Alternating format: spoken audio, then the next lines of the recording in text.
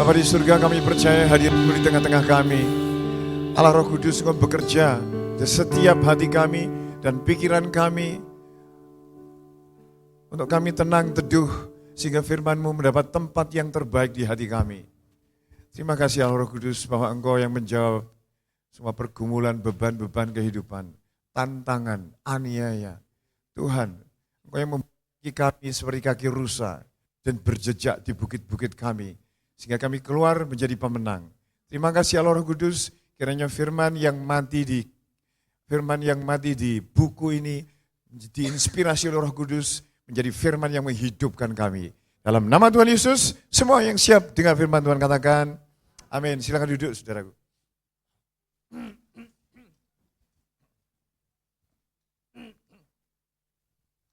Selamat pagi, salam semuanya. Pagi ini saya akan memberikan firman Tuhan yang agak keras, ya saudaraku. Makanan keras. Sudah waktunya tidak lembut-lembut, bukan berkat-berkat, kesembuhan, tetapi makanan yang keras. Kita akan lihat tema kita One Vision, One Heart. Ya. 1, 2, 3. One Vision, One Heart. Lagi, One Vision, One. Sekali lagi, One Vision, One Heart. Satu visi, satu hati. Nah saudara, kita akan lihat Kisah Rasul pasal yang keempat, ayat 23 sampai 31. Nanti saya membaca yang ganjil, saudara yang genap ya. Ini doa yang sangat berani ya dari jemaat yang ada mula-mula dulu, saudaraku. Kisah Rasul pasal yang keempat, ayat 23. Mulai saya yang ganjil ya, nanti saudara yang genap. Sesudah dilepaskan, pergilah Petrus dan Yohanes kepada teman-teman mereka. Lalu mereka menceritakan segala sesuatu yang dikatakan imam-imam kepala dan tua-tua kepada mereka.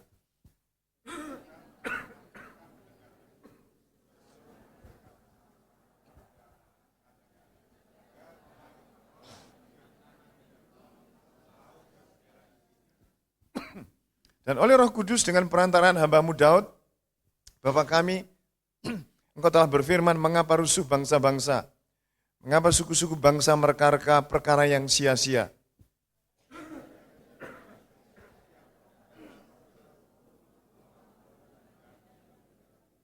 Sebab sesungguhnya telah berkumpul di dalam kota ini Herodes dan Pontius Pilatus beserta bangsa-bangsa dan suku-suku bangsa Israel melawan Yesus hamba-Mu yang kudus yang Engkau urapi.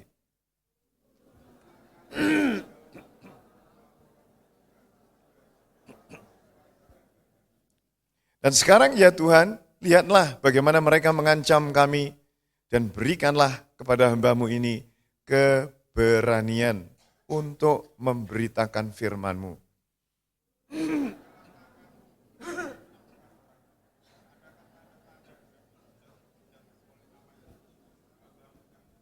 Bersama-sama ayat 31, 1, 2, 3.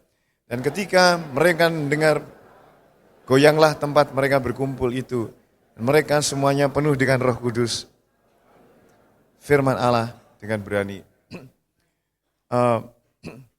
Saudaraku, permusuhan, aniaya, siksaan menjadi sebuah peristiwa yang terjadi sejak gereja mula-mula sampai hari ini. Ya, gereja tidak pernah sepi dengan aniaya, cemoohan, bullying, dan berbagai macam ancaman-ancaman Bapak Ibu Saudaraku. Dan itu merupakan salah satu tanda akhir zaman. Ketika Tuhan Yesus, murid-murid berkata kepada Tuhan, Tuhan kapan hari kedatangan-Mu? Dan kapan kesudahan dunia ini? Matius 24 ya, mulai ayat yang keempat. Waspadalah karena kamu akan banyak orang yang akan mengaku Kristus dan akan menyesatkan banyak orang. Kamu akan mendengar, ini tanda-tanda akhir zaman, deru perang dan kabar-kabar tentang perang. Tetapi berawas-awaslah, karena itu baru permulaan, tetapi itu belum kesudahannya. Karena bangsa bangkit melawan bangsa, kerajaan melawan kerajaan. Jadi kalau di Timur Tengah, Kamboja, di beberapa tempat perang, itu saudara, itu tanda akhir zaman. Engkau akan mendengar akan ada kelaparan dan gempa bumi di berbagai tempat. Tetapi itu barulah permulaan zaman, permulaan penderitaan menjelang zaman baru. Kamu akan ditangkap, kamu akan disiksa, kamu akan dibunuh dan kamu akan dibenci oleh segala bangsa. Nah, seterusnya. Nah, jadi penganiayaan itu Bapak Ibu Saudaraku, sebagai salah satu tanda, bukan hanya perang saja, tetapi penganiayaan ya. Jadi kalau saudara tahu sejarah gereja itu, banyak dihiasi dengan kesukaran-kesukaran. Apalagi gereja mula-mula yang kita baca barusan. Mereka itu sedikit, nggak ada dekengan di pemerintah. Nggak ada hukum yang mendukung mereka, saudaraku. Dan mereka itu kecil. Tidak ada gereja, belum ada gerejanya, bait Allah, orang-orang Yahudi atau sinagog itu. Mereka tidak ada peralatan seperti yang kita punyai sekarang. Tidak ada komputer, tidak ada mobil, tidak ada jet. Tidak ada juga Alkitab, mereka belum punya. Mereka hidup di naungan penjajah Romawi yang kuat. Dan pengikut Yesus Kristus waktu itu hanya sekitar 120 orang yang kumpul. Kemudian berkembang menjadi 3.000 orang. Dan itu mereka dalam suasana tidak dikehendaki. Beberapa di antara mereka dikejar, saudaraku, dikejar-kejar. Ada yang rumahnya harta bendanya disita.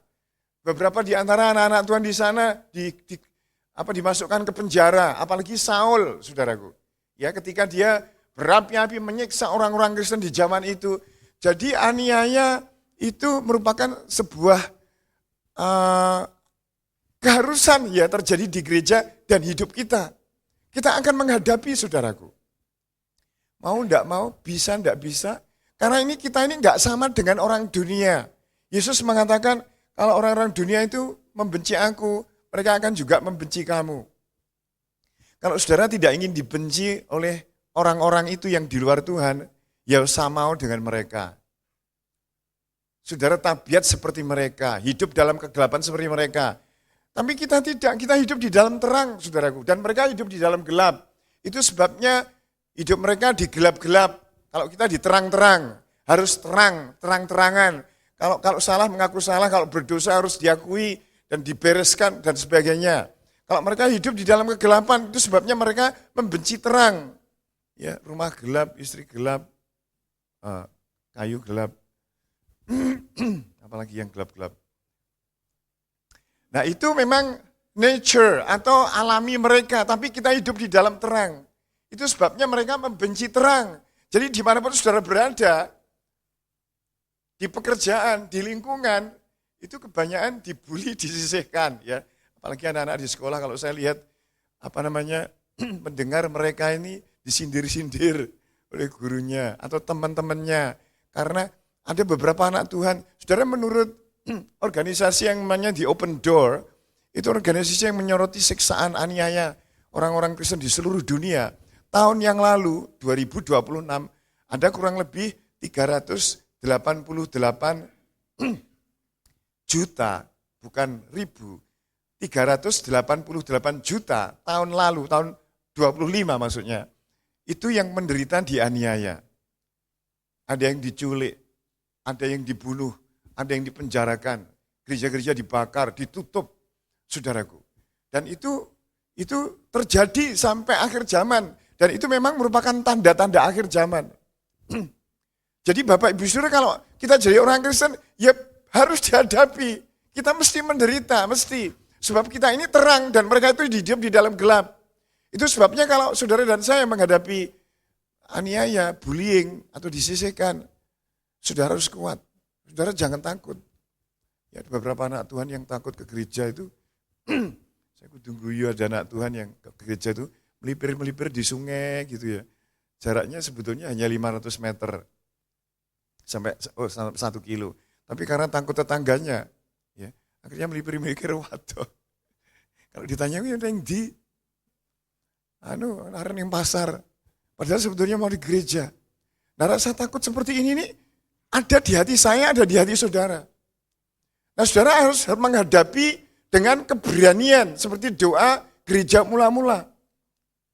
Kita pada dekatnya ada di hati sini nih, aku kuat pada yang ngiring Tuhan. Aku bisa menghadapi masalah di kantorku dengan orang-orang yang sudah fanatik dan membenci orang-orang Kristen. Saudara dan saya mau tidak mau harus maju berdoa supaya roh keberanian itu ada di dalam diri saudara dan saya. Saudara tidak boleh meninabobokan hidup dengan rasa ketakutan mengiring Tuhan. Saya dulu juga takut, tapi karena firman yang saya baca, saya harus menjadi orang menang. Barang siapa yang menang, barang siapa yang menang, barang siapa bertekun sampai akhir, barang siapa yang mengakui aku namanya di depan manusia, aku juga mengakui namanya di depan Bapakku yang di surga. Barang siapa menyangkal aku di depan manusia, aku juga menyangkalnya di depan Bapakku di surga. Saudara dan saya harus meminta keberanian itu. Di dalam 2 Timotius pasal yang ke-1, ayat 6 dan 7 dikatakan di situ, aku memperingatkan kamu untuk mengobarkan karunia Allah yang ada padamu, Timotius, oleh penumpangan tanganku atasmu. Sebab Allah memberikan kita bukan roh ketakutan, melainkan roh yang membangkitkan kekuatan kasih dan ketertiban. Saudara, kalau sampai kita takut, kita itu dihakimi Tuhan. Coba kita lihat ayat-ayat yang menakutkan tentang takut. Ya, Wahyu 21 ayat 8. Coba kita lihat ya. Wahyu 21 ayat 8.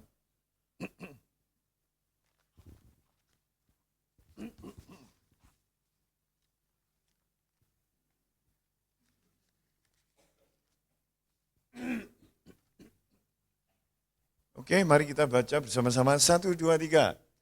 Tapi orang-orang penakut, orang-orang yang tidak percaya, orang-orang keji, orang-orang pembunuh, orang-orang sundal, tukang-tukang sihir, penyembah-penyembah berhala, semua pendusta, mereka akan mendapat bagian mereka dalam lautan yang menyala oleh api dan belerang. Inilah kematian kedua. Ini pendak, saudaraku. Ngomong Kristen takut, nginjil, mati. Pasang kalender di rumah, ada gambar salibnya juga takut. Saudaraku, mau muji Tuhan di rumah, persekutuan di rumah, juga takut dengan tetangga. Saudara, kita tidak boleh diintimidasi iblis seperti itu. Menginjil, memberitakan Injil juga takut. Aku nggak bisa Pak Bambang nanti. Itu mesti pikiran saudara dan saya, nanti bagaimana kalau saya dimusuhi? Bagaimana kalau saya dikucilkan di RT, dikucilkan dengan klub kelompok saya, organisasiku. Itu selalu ada seperti itu. Nah, saudara harus membuang itu. Bukan berarti kita harus berani tanpa berpikir normal, enggak. Maksudnya di sini di hati ini kita memohon kepada Tuhan supaya diberi keberanian. Karena penakut-penakut takut kalau enggak 40 hari, 7 hari, 1000 hari. Aku pikir-pikir di gunung tetangga. Kalau manten harus bobaan mubeng omah bengi-bengi atau nginjak telur ndok golek gak di gunung tanggane. Wedi takut. Iki gak piye saudara-saudara, gak bisa begitu. Harus merubah. Kita ini aniaya ini akan bertambah besar saudaraku dan berat. Ya, hari-hari ke depan menjadi orang Kristen semakin sempit, semakin terbatas begitu. Sehingga kalau kita tidak mempersiapkan diri bahwa kita anak Tuhan, bahwa kita ada roh di dalam diri kita yang lebih besar dari roh yang di dalam dunia itu, maka kita tidak bisa menjadi pemenang, tidak bisa finish dengan baik. Nah, gereja mula-mula, itu kan kisahnya doa ini, saudaraku ya, doa jemaat mula-mula itu. Karena Petrus dan Yohanes pada waktu masuk di bait Allah, dia melihat seorang yang lumpuh sejak lahir. Singkat ceritanya hei kamu berjalan, emas dan perak tidak aku punya. Tetapi aku yang punya, apa yang aku punya, aku beri kepadamu. Bangkitlah, berjalanlah. Diangkat dia, kemudian kakinya bisa berdiri tegak, kemudian jalan lompat-lompat. Jalan dan lompat, puji Tuhan. Jalan dan lompat, puji Tuhan. Nah gue sak bait Allah. Akhirnya Petrus dan Yohanes ditangkap. Ini Yerusalem kamu penuhi dengan ajaran Yesus. Kamu harus berhenti ngomong soal Yesus Kristus ini. Saudara diintimidasi, ditakut-takuti saudaraku untuk berhenti ngomong soal Yesus Kristus ini. Tapi Petrus sama Yohanes, terserah kamu. Lebih menuruti manusia apa lebih menuruti Tuhan. Akhirnya tidak ada jalan untuk dia menangkap, dilepas gitu aja saudaraku. Akhirnya Petrus dan Yohanes ini masuk ke persekutuan anak-anak Tuhan. Setelah disampaikan, maka mereka bersahati, one vision, satu hati, dibawa kepada Tuhan. Nah yang doanya ki aneh. Lawang baru dianiaya loh, diancam. Kok enggak doa Tuhan, lindungi kami. Tuhan lepaskan kami dari aniaya. Tuhan jamahlah orang-orang yang jahat itu. Dan enggak gitu saudaraku. Dengan Tuhan, beri kami keberanian. Itu doa yang aneh, saudaraku. Wis diancam, diseret-seret, dilarang, saudaraku. Dan dibenci oleh karena nama Kristus. Tapi malah berdoa untuk keberanian. Wah, luar biasa. Nah, gereja kita ini, saudaraku. Kita ini orang-orang takut semua kebanyakan. Ya karena minoritas, kita kecil. Banyak di antara kita tidak terpandang. Tidak ada pejabat yang mungkin segelintir, beberapa gelintir saja pejabat, saudaraku. Tapi saudara tidak memandang itu. Memandang karena kita ini warga negara surgawi yang harus menerangi di bumi ini, saudaraku. Malah kalau kita ini menghadapi aniaya harus sukacita. Coba kita lihat di dalam kitab Matius pasal 5 ayat 9. Ya. Matius pasal 5 ayat 9.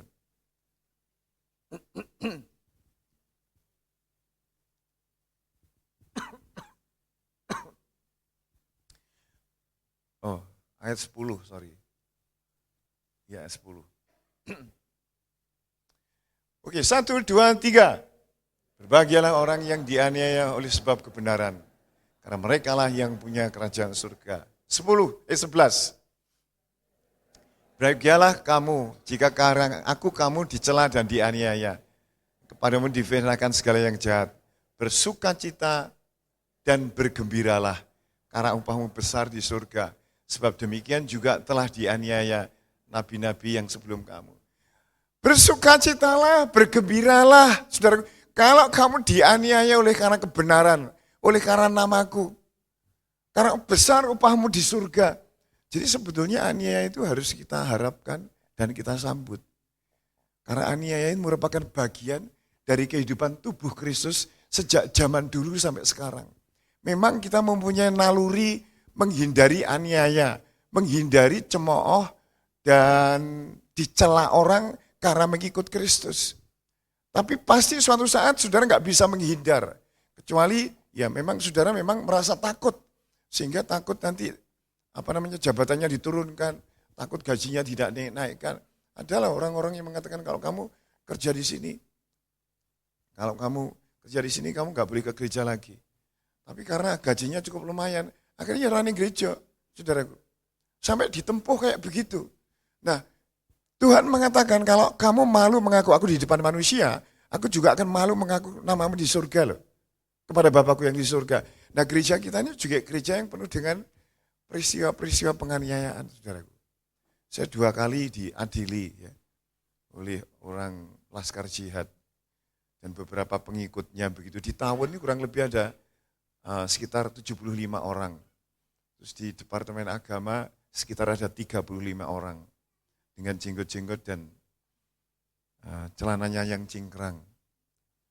Nek ndelok aku ya melilik kudu ngemplok aku ya wedi saudaraku ya. Dan aku ya minta berlutut sama Tuhan, Tuhan tolong aku. Beri aku keberanian. Ya isane ngono tok, beri aku keberanian. Ya dilalah aku iso adu argumen 4 jam saudaraku. Ya gereja harus ditutup Pak Bambang. Dulu enggak ada gereja, tahu-tahu ada gereja di sini. Aku sudah izin kanan kiri tetangga. Ngomong-ngomong menakut-nakuti. Yang kedua, Pak Bambang tolong ini sudah keresahan terjadi di lingkungan sini. Tolong ditutup. Oke lah saya tutup. Kalau pemerintah ngasih tanah bangunan dan izinnya sekalian. Oh nggak bisa itu urusan arah sendiri. Wah ngomong. Mereka tahu loh, cabang kita di gimbal, cabang di mana-mana itu di syuting, saudaraku. Terus yang ketiga kalinya, Pak Bambang ini hampir 4 jam. Tolong ya, supaya tenang semuanya, tidak ada keresahan. Aku yang gumun pada waktu itu. Saudaraku, aku ngomong, Bapak ngomong tutup 3 kali. Tidak, saya tutup. Banter lah aku ngomong, saudaraku. Aku pikir-pikir loh, ya aku jane wedi kok iso ngomong ini iki. Ya saudaraku, akhirnya terserah jumlahnya polisi dibanding dengan masa tidak seberapa. Kalau terjadi apa-apa, tidak bertanggung jawab. Ya terserah, akhirnya bubaran sampai sekarang. Ya saudaraku. Nah belum lagi, hampir tiap komsel di desa-desa itu digembol dulu. Itu mobilnya Pak Denny. Pak Denny-nya Bu Ima itu, yang merah itu. Mobil apa itu ya, saya iling aku. Eskudo. Masuk di sana dicegat, disandra, dicoret-coret, begitu. Dimeduri.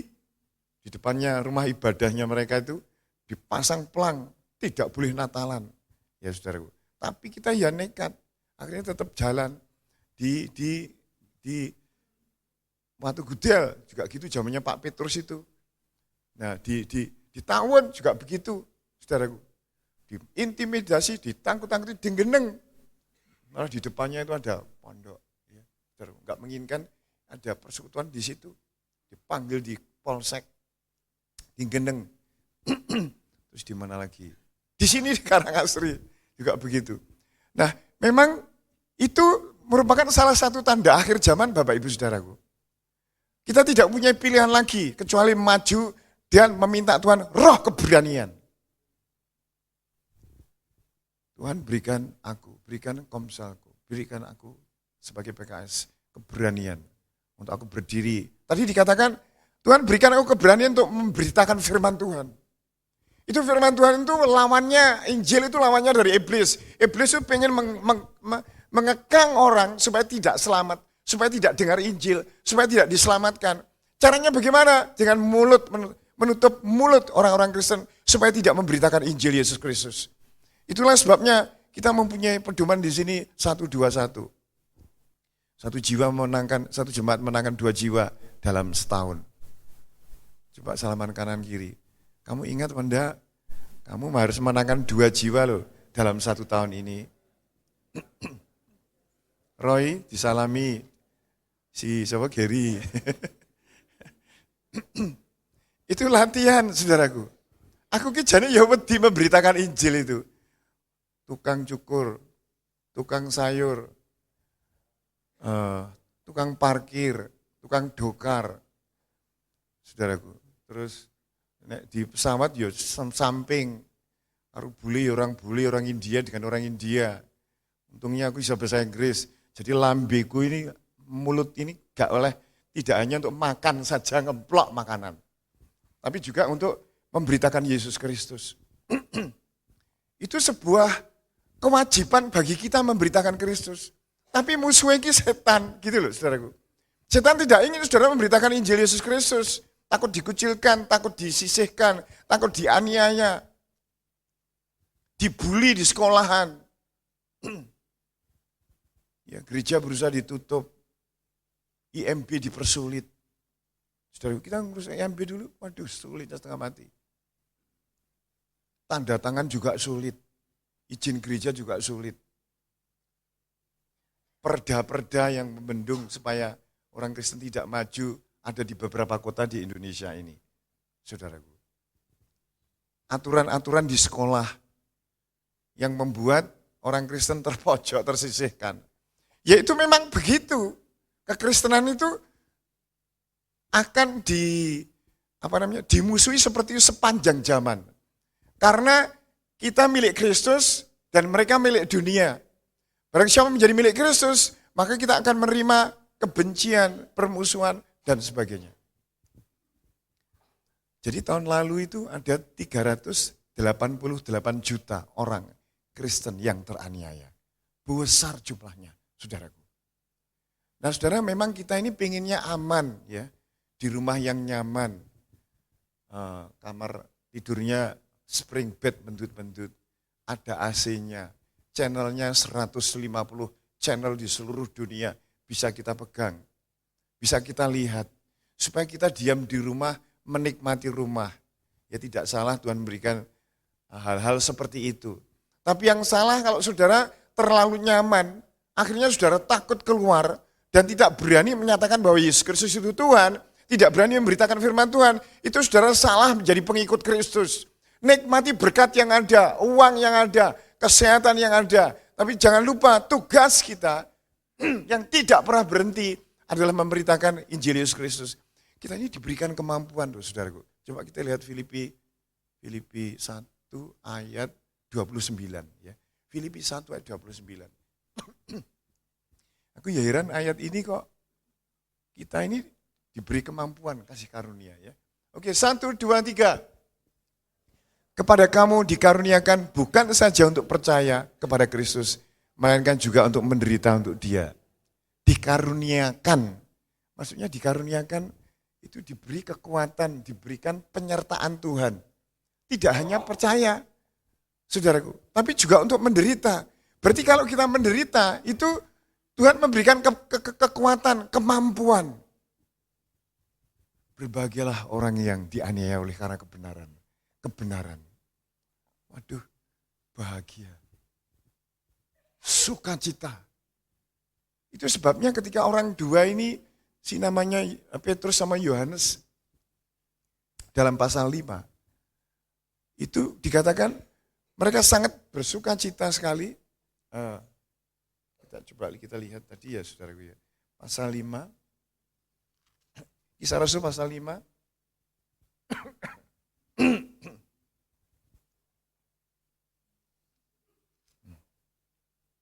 Ayat 41.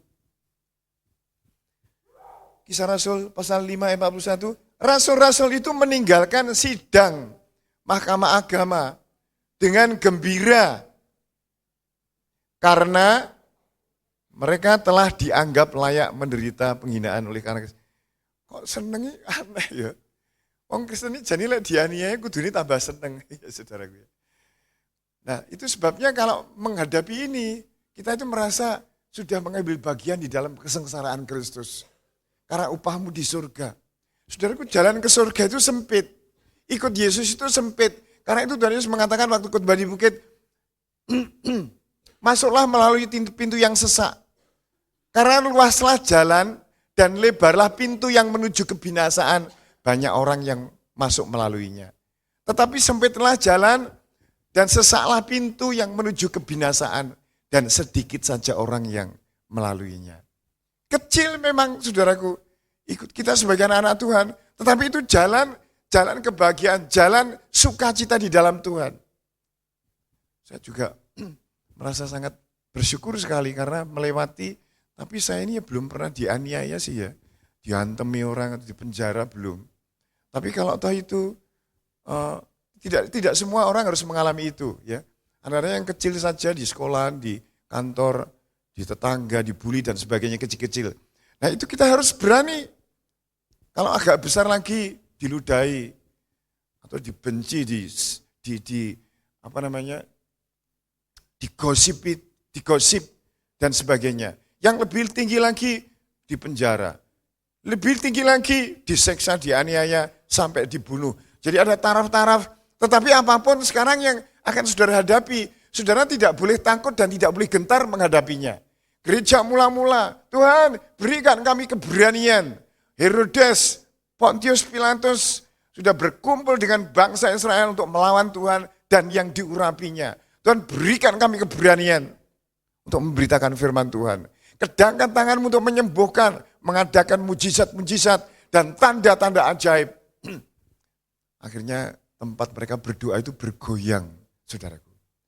Saudaraku, sekarang kalau berdoa jangan terlalu fokus ke kepentingan kita sendiri. Tentang keuangan kita sendiri, tentang kesehatan kita, rumah tangga, kesenangan kita. Sekarang saudara rubah, ya sekali-sekali atau sering-sering saja. Tuhan berikan aku keberanian untuk aku memberitakan Injil Yesus Kristus. Akhirnya gereja itu berkembang luar biasa. Di tengah kemiskinan, di tengah pertemuan-pertemuan yang kecil saja jumlahnya. Mereka akhirnya berkembang dari 6 jadi 12, jadi 12 menjadi 70, dari 70 menjadi 120. Jadi 120 menjadi 3.000. Kisah Rasul pasal 2 ayat 41 itu. Terus Kisah Rasul 4 ayat 4 menjadi 5.000, saudaraku.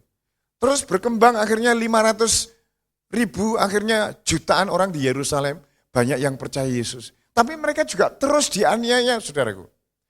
Nah, kita ini hidup di akhir zaman, di mana saudara tidak bisa menghindar yang namanya kesulitan mengiring Yesus Kristus. Itu sebabnya persiapkan diri saudara dan saya. Persiapkan mental kita dan pikiran kita. Banggalah engkau menjadi orang Kristen. Jangan di RT waktu pertemuan, duduk di pojok. Kita wong gak duwe harapan kelop. Yang lain pakai jilbab, saudara gak pakai sendiri. Rasanya aneh. Akhirnya gak teko pisan ning RT. Jangan, saudara menjadi terang, datang, saudaraku. Aku jaga di Kamling, saya juga datang, tapi agak lama absen dan terus balik. Kadang-kadang orang-orang itu gaple judi, bengok-bengok, seneng-seneng. Pak Bambang menjenengan undang wangsul mawon, iki pun peteng, pergi ngantuk jenengan. Tak pikir-pikiri, wongi ngomonginya apa tuh? Oh, tiba-tiba harap gaple. Ya saya kelumus-kelumus pulang tidur, saudaraku. Nah itu kondisi lingkungan seperti itu, Bapak Ibu Saudaraku. Nah itu sebabnya Bapak Ibu Saudara, jangan takut. Minta keberanian sama Tuhan. Tadi loh di Wahyu ya. Itu yang pertama disebut di situ. Barang siap mereka yang takut itu nomor 1, saudaraku. Takut jadi wong Kristen. Takut jadi pegawai Kristen. Takut jadi pengusaha Kristen. Takut jadi salah satu anggota lingkungan Kristen. Justru saat-saat yang seperti ini, Tuhan ingin mengurapi hidup kita. Supaya melalui kita, orang lumpuh berjalan. Orang yang hancur rumah tangganya dipulihkan Tuhan. Bahkan orang yang mati dihidupkan kembali. Mengadakan tanda-tanda ajaib. Akhirnya banyak orang melihat, saudaraku. Sampai-sampai sapu tangannya Paulus bisa mengusir setan, menyembuhkan orang sakit. Bayang-bayangannya Petrus juga bisa menyembuhkan orang-orang sakit yang ditata di jalan itu, saudaraku. Nah di antara kita juga banyak yang terjadi mujizat-mujizat, kesembuhan-kesembuhan di tengah-tengah kita, saudaraku. Dan itu sebagai tanda bahwa Tuhan menyertai gereja kita, Tuhan menyertai Bapak Ibu Saudara, supaya kita hidup di akhir zaman ini, saudaraku, tetap hidup sebagai anak-anak Tuhan yang terpancar. Jadi Tuhan mengatakan, kamu adalah terang dunia, kota yang terletak di atas gunung tidak mungkin tersembunyi. Lagi pula orang tidak menyalakan pelita, lalu meletakkannya di bawah gantang, di bawah meja, tetapi di atas kaki Dian, supaya menerangi semua orang di dalam rumah itu. Demikian juga hendaklah terangmu bercahaya, supaya mereka melihat perbuatanmu yang baik dan memuliakan Bapamu yang di surga. Jadi kalau kita menjadi anak-anak Tuhan, saudaraku, itu merupakan suatu hak istimewa yang Tuhan berikan kepada kita untuk kita pancarkan di tengah-tengah bangsa yang tidak mengenal Tuhan. Saya tidak tahu setelah ini apa yang terjadi di dunia kita ini. Yang jelas permusuhan, kebencian. Tuhan mengatakan bahwa kamu, dalam Matius pasal 24, kita akan lihat dulu aja Markus 13, saudara ya. Markus 13, ayat 12.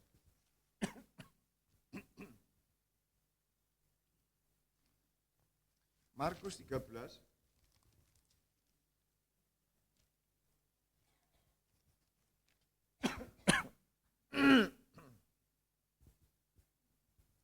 Ayat 11 dulu aja. Oh, ayat 10 ya.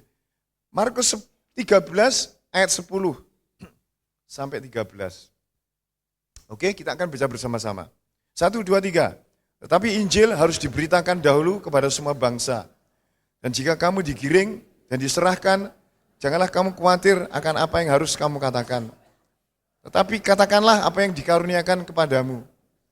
Pada saat itu juga, sebab bukan kamu yang berkata-kata, melainkan Roh Kudus. Ayat 12 perhatikan. Seorang saudara akan menyerahkan saudaranya untuk dibunuh. Demikian juga seorang ayah terhadap anaknya. Dan anak-anak akan memberontak terhadap orang tuanya dan akan membunuh mereka. Kamu akan dibenci semua orang oleh karena namaku. Tapi orang yang bertahan sampai pada kesudahannya, ia akan selamat. Jadi kebencian itu terjadi dari kalangan orang-orang beragama, ahli-ahli Farisi, orang-orang tua-tua, imam-imam yang membenci orang-orang Kristen. Dari kalangan orang yang siklusnya agama, mempunyai agama. Yang kedua, pemerintah-pemerintah. Saudaraku ya, kamu akan diserahkan pemerintah-pemerintah bangsa-bangsa. Yang ketiga, sanak keluarga. Ini membingungkan dan ini payah betul, saudaraku. Sampai dikatakan di sini, seorang saudara akan menyerahkan saudaranya untuk dibunuh. Demikian juga seorang ayah terhadap anaknya, anak juga terhadap ayahnya. Mungkin beberapa di antara saudara yang datang ke sini, ada pasanganmu, suamimu atau istrimu yang gak senang kau ke gereja, saudaraku. Dan saudara datang ke gereja itu dengan sedih. Kenapa suamiku atau anakku sampai tidak mungkin aku ke gereja? Nah itu pasti akan terjadi juga. Aku ya heran, Tuhan kok mengatakan kakak menyerahkan adik, adik menyerahkan kakak, orang tua menyerahkan anaknya, itu piye itu Tuhan? Itu berarti kebencian itu bisa juga datang dari orang tua, dari istri atau suami. Saya lihat beberapa orang di gereja kita ini, kalau ke gereja juga delian supaya nggak diketahui suaminya. Saudaraku, sampai segitunya. Tapi saudara harus bertahan sampai kesudahannya. Bahkan anak menyerahkan orang tuanya. Ada orang tua di sini yang, beberapa orang tua yang takut sama anaknya karena pergi ke gereja. Akhirnya nggak pergi juga, saudara. Di sini mungkin ada anak-anak juga yang sedih melihat orang tuanya melarang ke gereja, tapi dia terpaksa ke gereja. Bisa juga suatu saat gemes orang tuanya. Iki anak dididik sampai besar, disekolahkan, nggak tahu diri, atau meninggalkan kepercayaan dan percaya Yesus. Ada yang ditundung minggat, ada yang dicorek dari waris karena mengikuti Yesus Kristus. Dan itu memang Tuhan sudah membeberkan sebelumnya. Dan ini pasti terjadi, saudaraku. Nah itu sebabnya Bapak Ibu Saudara harus menguatkan diri saudara, membangun iman yang kuat, menghadapi kesulitan-kesulitan seperti itu. Saudara nanti akan kaget, loh lagi Pak Deku, loh itu, engkongku, loh itu, omku, kok bisa ngomong gitu di depanku. Saya itu mempunyai saudara banyak di Trenggalek, saudaraku. Ya, soalnya kakek saya itu mempunyai 4 istri ya. 4 istri, anaknya kurang lebih 40. Ya, bapak saya termasuk dari istri pertama, anak 20, yang ke-22, anak terakhir. Jadi istri pertama itu mempunyai anak 22. Ya, ibu-ibu bisa membayangkan enggak? Seorang ibu sampai mempunyai anak melahirkan 22. Bapak saya itu terakhir nomor 22. Jadi dulurku ki banyak. Begitu percaya Yesus, waduh, modal. Dulu ya seneng-seneng saja. Guyon-guyon, gojekan, keluarga besar. Kekayaannya cukup banyak. Tapi begitu melu Yesus Kristus, beda saudaraku perlakuannya. Nah itu memang seperti itu. Jadi saudara kalau di sekolah, di pekerjaan, di antara pengusaha, di antara karyawan, saudara disisihkan, ya itu memang bagian kita. Kalau saudara pengen sama, disenengi, ya seperti orang dunia itu. Gitu loh saudara. Tapi engkau telah dipilih, kita ini, mereka itu akan binasa, kita akan mewarisi kerajaan surga, jangan ikut-ikut, malah wedi kabeh. Lu enek lho wong Kristen itu. Saya lihat di pasar tak lirik. Mangan sego pecel, jajal ndonga ora. Ya ora ndonga linga-linga wedi.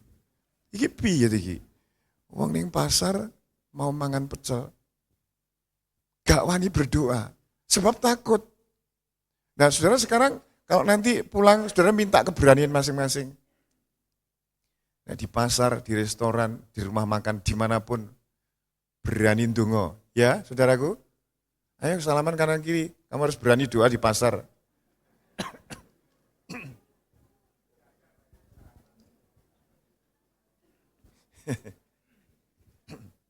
Dengar ndonga makan linga-lingu. Aku batinku iki piye nih GUPL Sarde anggotane keok dan enggak punya keberanian belas sih kayak piye. Iki firmannya ning ndi gitu loh saudaraku. Enggak bisa begitu. Saudara harus bangga menjadi anak-anak Tuhan. Kalau doa wis gak wani. Lah saudara ditungi pesor dipateni terus saudara ya melayu metir terbirit-birit lan. Nah, kita harus mempersiapkan ini seperti gereja mula-mula. Gereja mula-mula itu jenis sebenarnya ya wedi. Tapi kumpul bareng berdoa. Tuhan kami ini takut, beri kami keberanian untuk memberitakan firman Tuhan. Begitu saudaraku. Ya, setuju ya? Nanti dicoba pada waktu ke pasar, kalau di rumah makan, soto, atau di alun-alun sana, doa, tapi aja meneng, tetap buanter sithik. Tongone keri, wong Kristen ndonga tadi Pak kaya ngono. Gitu, itu latihan yang pertama saudaraku. Ya bisa kita melatih seperti itu. Jadi hari ini dan seterusnya. Jadilah anak-anak Tuhan yang gagah perkasa. Berani menampilkan diri sebagai garam, sebagai terang di tengah-tengah bangsa yang tidak mengenal Allah. Ataupun di lingkungan yang pakai jilbab misalnya. Atau lingkungan yang orang Kristennya hanya saudara sendiri. Ya berdoa biasa saja. Bahkan ngomong tentang Tuhan seperti biasa. Memberitakan Injil seperti biasa. Mari kita bangkit berdiri, kita berdoa bersama-sama saudaraku. Supaya kita semuanya diberi keberanian oleh Tuhan.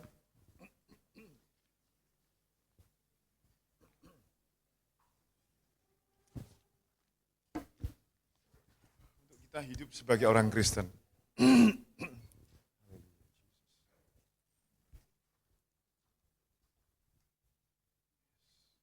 Oh Tuhan Yesus, haleluya. Terima kasih.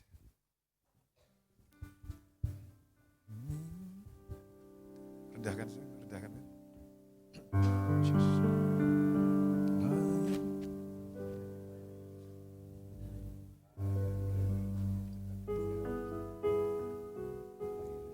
Melayani lebih sungguh. Melayani lebih sungguh. Tuhan lebih dulu. Tuhan lebih dulu melayani kepadaku. Melayani lebih sungguh. Mengasihi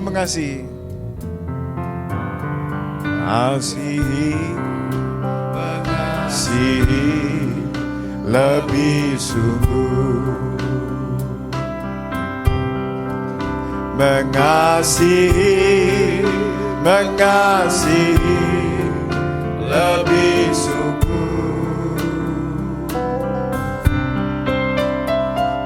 Tuhan lebih dulu mengasihi kepadaku.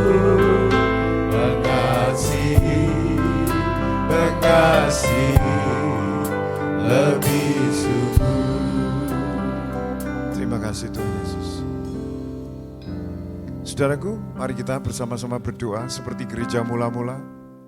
Berdoa masing-masing supaya saudara dan saya diberi keberanian untuk memberitakan Injil Yesus Kristus. Diberi keberanian untuk berdiri sebagai orang-orang Kristen di tengah-tengah bangsa yang tidak mengenal Tuhan ini. Bapa di surga, salurkanlah, impartasikan roh keberanian gereja mula-mula ke atas kami semua. Sehingga kami berdiri sebagai terang. Sehingga kami bisa memberitakan Injil, keselamatan mereka-mereka akan binasa. Tuhan, terima kasih. Selama ini kami banyak mengalami ketakutan, kekhawatiran, kebimbangan. Tetapi Tuhan Yesus Kristus, ketika kami menghadapi akhir zaman ini, salah satunya adalah semakin banyaknya aniaya di gereja Tuhan di seluruh muka bumi ini.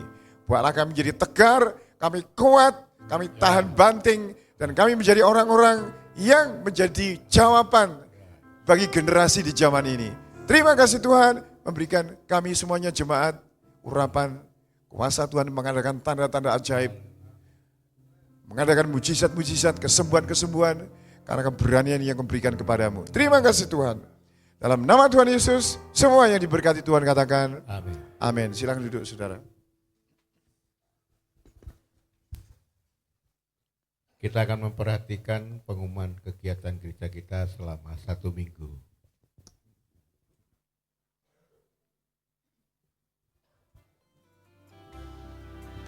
Salam jemaat GUPL Sade yang dikasihi Tuhan.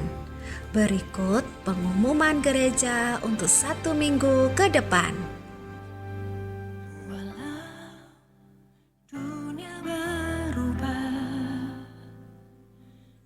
Mari antusias untuk mengikuti komsel. Bagi yang belum bergabung dalam komsel, silahkan menghubungi Sakom.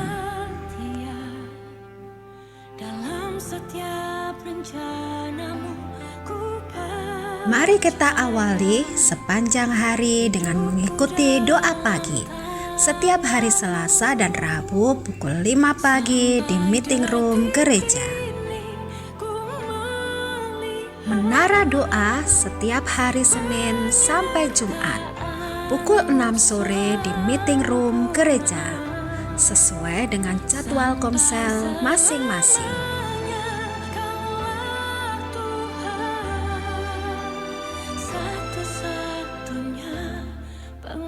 Layanan orang jalanan setiap hari Selasa pukul 11 siang di Panti. Bagi jemaat Tuhan yang rindu mendukung pelayanan ini, bisa menghubungi Bapak David. Dunia berubah, namun kasih-Mu Tuhan tetap sama. Ibadah El Sadekit hari Minggu sesi 1 pukul 7 pagi dan sesi 2 pukul 4 sore di Aula Peniel. Ku percaya hidupku dalam tangan-Mu. Ibadah spesial memperingati hari kenaikan Tuhan Yesus diadakan hari Kamis tanggal 14 Mei pukul 7 pagi.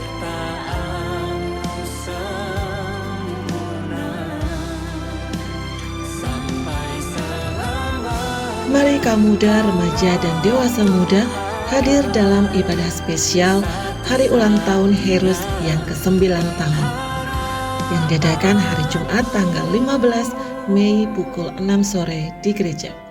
Ibadah akan dilayani Pastor Cornelius Sabat dari Magelang.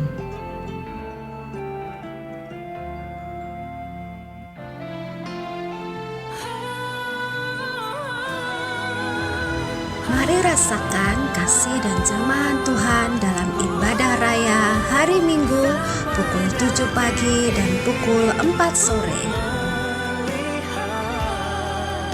Ibadah akan dilayani Bapak Pendeta Muda Paulus Abednego dari Madiun.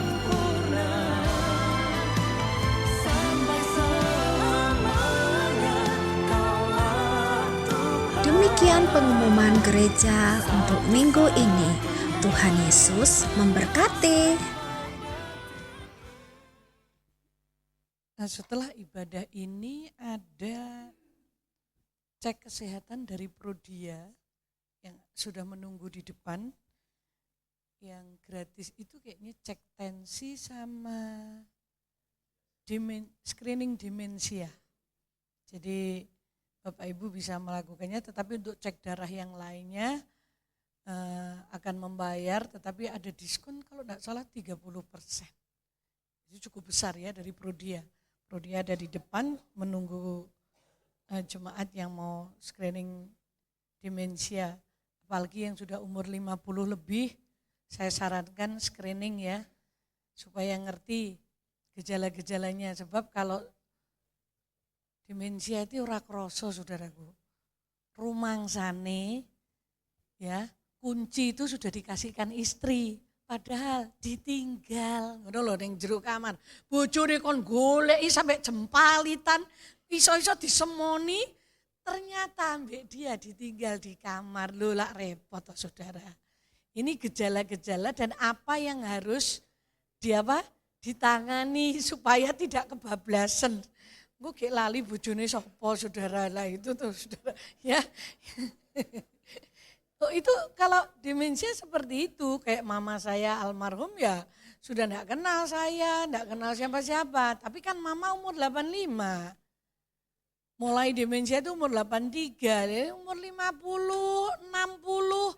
Sudah ada alasan ya wajar lah, enggak bisa dicegah. Ya, bisa dicegah. Jadi saudara bisa melakukan, tapi yang muda-muda ya enggak perlu lah. Ngapain no? Yang sudah umur itu ya. Tolong. Oh ya, ini anak-anak youth juga buka stand untuk mereka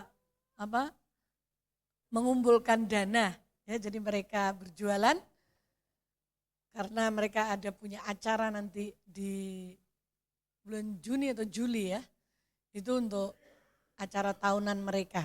Silakan saudara membelinya. Nah, yang perlu diulang, besok Kamis itu hari kenaikan Yesus Kristus dan ibadah cuma sekali, jam 7 pagi. Jadi besok Kamis itu tanggal merah. Tanggal 14. Kita ibadah dulu jam 7 ya.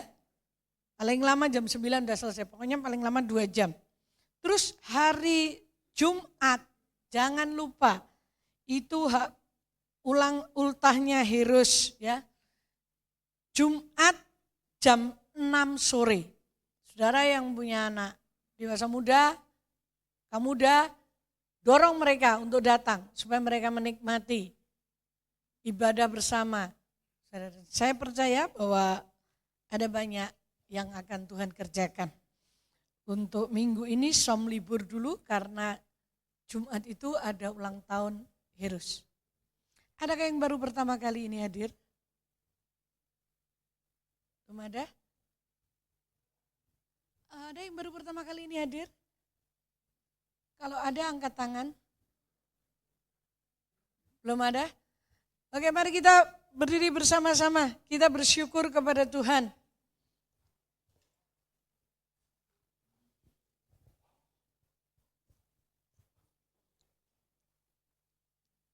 Kita bawa persembahan kita kepada Tuhan. Tuhan, kami bersyukur kalau kami diberi kesempatan pagi hari ini untuk membawa persembahan kami kepadamu. Kuduskan persembahan kami ini untuk menjangkau banyak jiwa, memulihkan mereka, menolong mereka yang kekurangan, memberkati mereka. Terima kasih. Kami bersyukur karena Engkau masih mengingatkan kepada kami betapa pentingnya kami memberitakan kabar baik. Karena dunia kami semakin tidak baik. Dunia ini memerlukan kabar baik yaitu Injil-Mu Tuhan. Jawaban, kebebasan, keselamatan, pemulihan. Itulah sebabnya kami bersyukur Engkau mengingatkan kami bahwa kami harus memberitakan itu Tuhan. Di akhir zaman ini Engkau memberi kekuatan kepada kami, kemampuan kepada kami untuk kami menjangkau jiwa-jiwa yang membutuhkan. Terlalu banyak mereka yang frustasi, terlalu banyak mereka yang hilang harap. Itulah sebabnya pagi hari ini kami minta biarlah Allah Roh Kudus menguatkan umat-Mu. Kita tengadahkan tangan kita ke surga. Tuhan, lihatlah tangan kami yang tertengadah kepadamu. Kami mengharapkan kekuatan yang daripadamu. Karena kami tidak mampu berjalan sendiri. Kami tidak mungkin Tuhan bisa melakukan ini sendiri. Kami membutuhkan Engkau Roh Kudus. Membutuhkan penyertaan-Mu. Di dalam nama Yesus. Kiranya turun kekuatan Roh Kudus atas-Mu. Mulai hari ini. Di dalam mulut-Mu akan ditaruh hikmat Tuhan.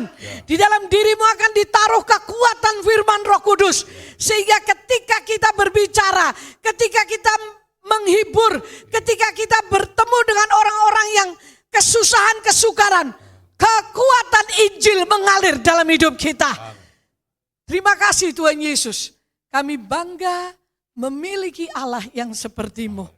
Kami bangga menjadi orang Kristen, menjadi milik-Mu Tuhan. Karena kami tahu ada kekuatan surga yang sedang menopang kami. Terima kasih. Saudaraku yang dikasihi Tuhan, pulanglah ke rumahmu masing-masing. Lakukan firman Allah yang kau dengar hari ini. Maka kekuatan surga akan turun atas hidupmu. Di dalam nama Yesus Kristus.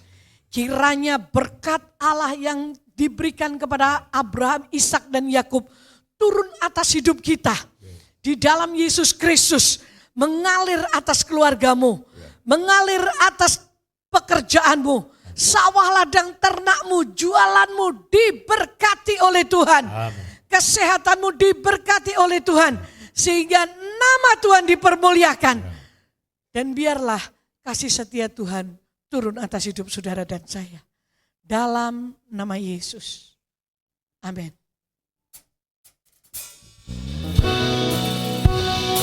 Ku terima berkat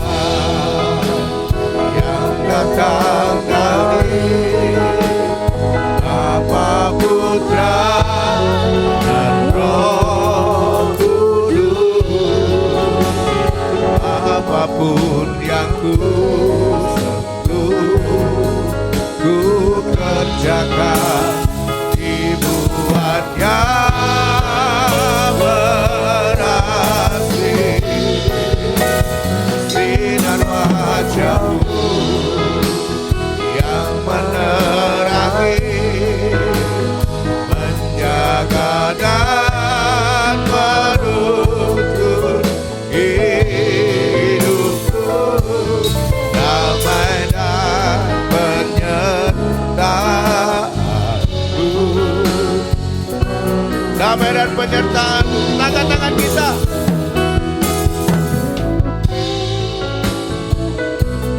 Damai dan penyertaanmu penuhiku.